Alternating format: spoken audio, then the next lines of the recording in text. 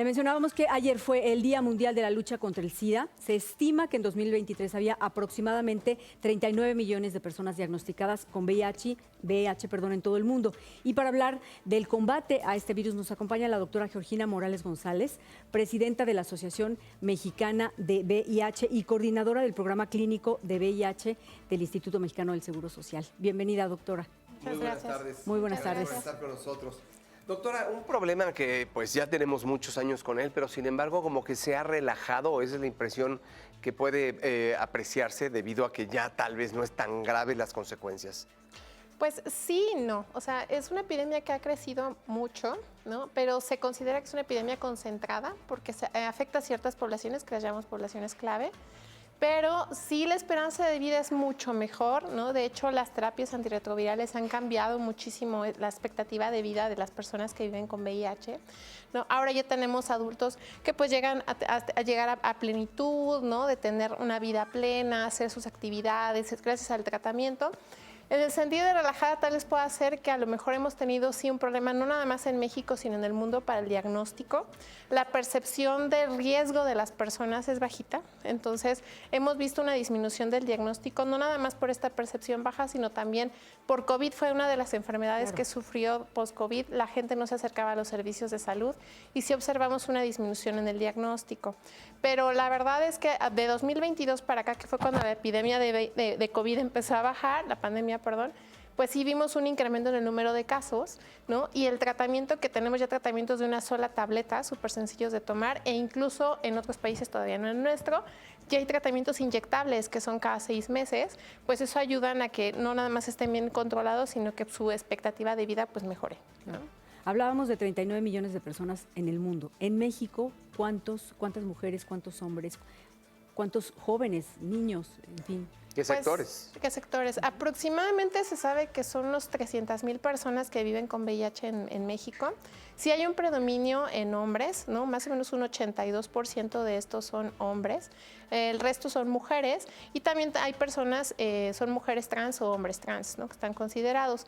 Niños también, o menores de edad, menores de 18 años también, la mayoría de ellos fue por transmisión vertical, es decir, fue transmitida por su madre, ¿no? Que pues, llegó a vivir con VIH y que no recibió tratamiento, ¿no? Entonces, me voy a regresar un poquito a lo que comenté al principio sobre las poblaciones clave, que es donde se concentra esta epidemia.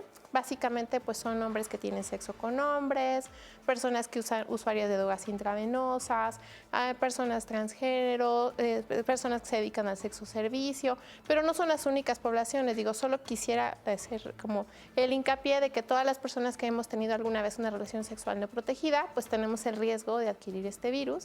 Entonces, pero sí se ha observado que la epidemia tiende a estar concentrada en estas poblaciones clave. Ya no es una sentencia de muerte como lo era antes, doctora, por un lado, y por el otro lado, ¿cuáles serían los síntomas o los focos rojos que la gente tiene que tener en cuenta? Cuando una persona llega a adquirir este virus, habitualmente solamente el 15 al 30% de las personas pueden presentar síntomas agudos, que es, digamos, más o menos a las 4 a 6 semanas que adquirimos este virus, que pueden ser dolores musculares, dolor de cabeza, fiebres muy altas, ¿no? Que se parece mucho al pródromo o al principio de algunas enfermedades. El resto evoluciona a la fase crónica, que es cuando empiezan a disminuir las defensas y los padecimientos de las personas van relacionados a estas defensas bajas. Entonces pueden tener una pérdida de peso muy aparatosa, pueden tener sudoraciones nocturnas, fatiga muy intensa, ¿no? Algo que llamamos síndrome de desgaste, que es cuando las personas pierden la coloración de su piel, se ven un poco más pálidas, ¿no? Se ven muy cansadas. Estos son los síntomas principales y también los que van asociados a las enfermedades que llegan a adquirir, como neumonía, ¿no? Hongos o algunos hongos en el cuerpo que no son habituales, es decir, presentaciones muy agresivas, muy escandalosas cuando la enfermedad está muy avanzada, que suele ser por tener defensas bajas. ¿Lesiones en la piel podría ser? Lesiones en la piel. Por ejemplo, a lo mejor algunos recordarán esta película donde salía uno de los personajes con manchitas en la piel que son sugerentes de un tipo de cáncer de piel que se llama sarcoma de Kaposi, que son unas manchas muy grandes y violáceas u obscuras, ¿no? Es un cáncer, por ejemplo, que está asociado a VIH, pero, por ejemplo, hay hongos en la piel que todos a lo mejor podemos llegar a tener algún honguito en alguna parte del piel. En el caso de las las personas que viven con VIH pues son hongos muy aparatosos, mucho más vistosos, ¿no? Incluso hasta en las uñas de los pies, etcétera, ¿no? Entonces, hablan de mala inmunidad. Nos hablaba de la dificultad del diagnóstico. ¿Por qué? Porque las personas no se acercan al médico, porque los síntomas tardan mucho en poderse reconocer. La mayoría, digo, de hecho no nada más lo digo yo, ya hay literatura en muchos países, incluyendo el nuestro, donde el problema principal es esta falta de percepción de riesgo. Muchas de las personas no nos acercamos a hacer pruebas de VIH o pensamos que solamente se deben de hacer cuando pertenecemos a estas poblaciones clave y no es así. La verdad es que las pruebas de VIH en nuestro país son gratuitas en todos los servicios de salud.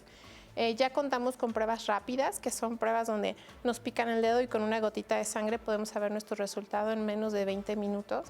Y estas pruebas, decía yo, son gratuitas en el Instituto Mexicano del Seguro Social, el ISSSTE, la Secretaría de Salud, etcétera, ¿no? Entonces, realmente es que se recomienda, la Organización Mundial de la Salud recomienda por lo menos hacernos una prueba a los mayores de 18 años y en los que pertenezcan a estas poblaciones claves de manera más frecuente, ¿no? Entonces...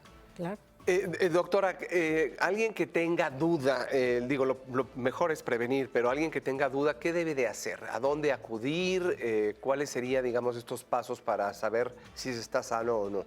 Pues cualquier persona que pudiera sospechar que pudiera haber adquirido este virus y que pudiera tener síntomas relacionados, puede acercarse a cualquier servicio de salud, digo, obviamente de manera privada o pública.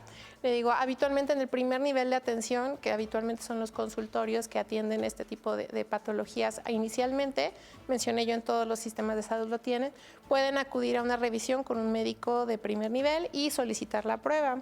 Le decía, incluso, por ejemplo, el ISSSTE, el IMSS y la Secretaría maneja herramientas bastante útiles. Por ejemplo, en el IMSS manejan algo que se llama chatbot. El ISSSTE también tiene su línea y Censida, que es el organismo que se encarga de regular esto en la Secretaría de Salud, también tiene una línea de teléfono donde las personas se pueden acercar. Esto está en redes sociales y en cualquier página de internet. Y justamente los ayudan a orientarlos las clínicas o las unidades donde les pueden recibir esta prueba y saber su resultado. Claro. ¿Hay alguna vacuna disponible? Todavía no. Las pruebas de las vacunas habitualmente van por niveles, ¿no? La noticia esperanzadora es que el año pasado justamente ya se había empezado la vacuna en el último nivel, es decir, en humanos.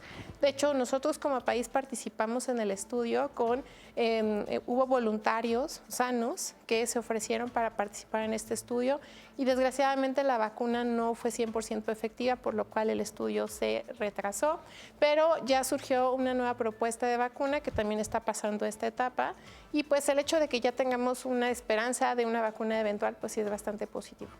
Por último, doctora, para prevenir es tener, me imagino, relaciones seguras, con protección, ¿sí? ¿O hay algún medicamento que se pueda tomar? Sí, ambos. En la prevención de VIH manejamos un concepto que se llama prevención combinada.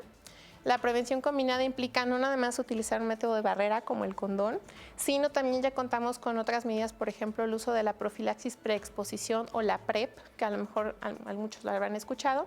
La PrEP es un medicamento que se administra de manera diaria o on demand, es decir, cercana a la relación sexual. Este medicamento es una estrategia que se utiliza en México desde el 2017 y la tenemos también, lo mismo, en los 3 sistemas de salud más grandes lo tenemos, ¿no? Es también gratuita y se otorga en el primer nivel de atención. Entonces, es un medicamento que las personas pueden solicitar en los mismos canales que ya mencioné. Claro. Sí, y bueno, justamente eso, para cualquier persona que nos vea, que tenga un familiar, que tuviera sospechas de padecer VIH-Sida o también que ya lo tuviera, ¿cuáles serían los lugares de atención donde pueden acercarse? Pues mencionaba yo, primer nivel de atención, por ejemplo, en institutos de salud, me refiero a instituciones de salud, perdón, como el Instituto Mexicano del Seguro Social, tiene su primer nivel de atención, o sea, unidades de medicina familiar, con esta herramienta de chatbot para quien se le haga más fácil. En el ISSSTE también cuentan con pruebas de detección, pero tienen, por ejemplo, en los estados y aquí en la Ciudad de México, tienen clínicas de atención a personas que viven con VIH. Aquí en la Ciudad de México está la clínica en San Fernando del ISSSTE. Y en la Secretaría de Salud existe, aquí en la Ciudad de México, la clínica especializada con Condesa, que tiene 2 centros en Iztapalapa y en Condesa, y también en los estados cuentan con los Capacits, que son unidades exclusivas de atención a personas que viven con VIH, donde pueden acudir a realizarse las pruebas, no nada más de VIH, hay sífilis, hepatitis B, hepatitis C, etcétera, y ahí recibir su tratamiento si así lo requieren. Cualquier ETS. Así es. Pues muchísimas gracias por toda esta información pues tan útil. Gracias por estar con nosotros, doctora Georgina Morales, presidenta de la Asociación Médica Mexicana de VIH. No, gracias a ustedes. Gracias por la información. Gracias.